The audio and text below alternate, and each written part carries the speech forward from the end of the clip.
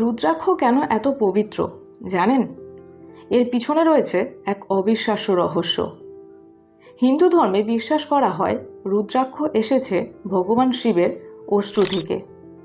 পুরাণ অনুযায়ী একবার শিব গভীর ধ্যানে বসেছিলেন। যখন তিনি চোখ খুললেন তখন তার চোখ থেকে কয়েক ফোঁটা অশ্রু পৃথিবীতে এসে পড়ে এবং গাছ হিসাবে জন্ম নেয়। আর সেই গাছের ফলই হলো রুদ্রাক্ষ। বিশ্বাস করা হয় রুদ্রাক্ষ ধারণ করলে মন শান্ত হয়, নেতিবাচক শক্তি দূরে থাকে এবং শিবের আশীর্বাদ পাওয়া যায়। তাই আজও লক্ষ লক্ষ ভক্ত রুদ্রাক্ষ ধারণ করেন। এই কারণেই রুদ্রাক্ষকে হিন্দু ধর্মে এত শক্তিশালী ও পবিত্র বলে মনে করা হয়। এমন আরও রহস্যময় ধর্মীয় তথ্য জানতে আমাদের চ্যানেলটিকে সাবস্ক্রাইব করে রাখুন।